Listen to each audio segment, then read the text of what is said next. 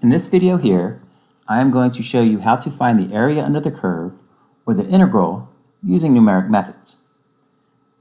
This will come up several times in biomechanics, so it's an important skill to learn.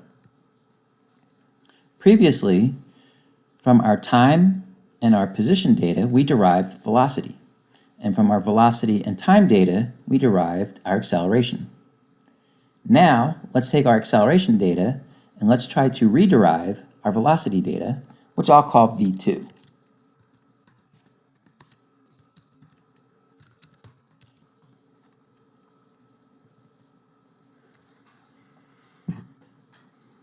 There are a few important considerations to keep in mind whenever we are going to use these methods.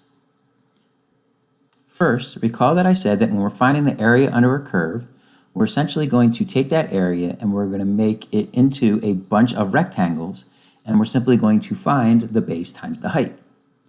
We have to know whether we want to put the leftmost edge of the rectangle touching the curve, the rightmost edge of the rectangle touching the curve, or the central point of the rectangle touching the curve. I hope you can appreciate by looking at my graph here on the right that if we put the leftmost corner of the rectangle on the curve, we are going to underestimate the area under the curve. Whereas if we put the rightmost corner of the rectangle on the curve, we are going to overestimate the area under the curve. Let's take a look at that in action. Before we do so though, another important point to keep in mind is that whenever we are going to go from acceleration to velocity or from velocity to position, we have to know the initial conditions. So we're going to have to know that the velocity starts at 0. Now, let's say that we are going to find the area under the curve, putting the leftmost portion of the rectangle touching the curve. This would be akin to saying that we are going to start with this as being my height, and I'm going to multiply it by my base, which is my change in time. And it's important to remember that we are going to add back in whatever that previous velocity was. And I'm going to bring that down a few rows so we can see the difference between the two. And in fact, let's go ahead and let's calculate that difference.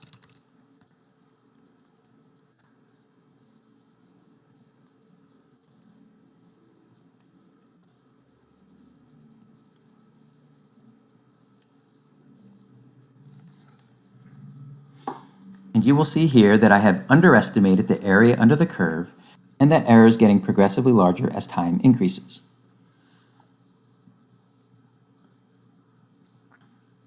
Now, let's change that so that instead of having our leftmost edge of our rectangle touch the curve, let's have our rightmost edge of the rectangle touch the curve. In this case here, I'm going to change this value from D2 to D3, and I'm going to bring it down. And you'll see here, we have now overestimated the area under the curve.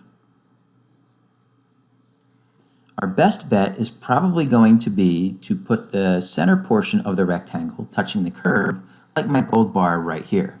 So here we're going to have a little portion of the rectangle which is going to overestimate, and a little portion of the rectangle which is going to underestimate. And that should give us the most accurate area under the curve. So here, instead of saying D3, I'm going to insert that this is going to be the average from D2 to D3.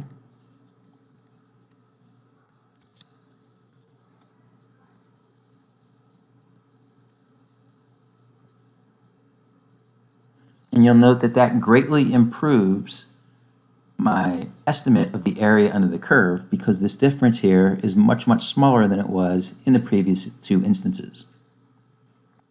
A final consideration to keep in mind is going to be the magnitude of the base of the rectangle. I hope you can appreciate that my pink rectangle right here has a relatively small underestimation of the error.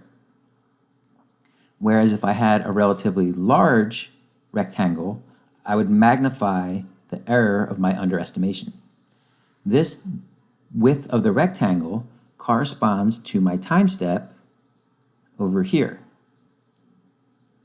And I hope you can appreciate that if we really wanted to be accurate with our measures, we'd want these time steps to be as small as possible. Sometimes you won't have any control under the time step. If you are collecting data, you are going to be limited to the sampling frequency. However, if you are creating a simulation and you get to create your own time steps, you are going to be more accurate if you make your time steps as small as possible. And that's it. That's how you find the area under a curve.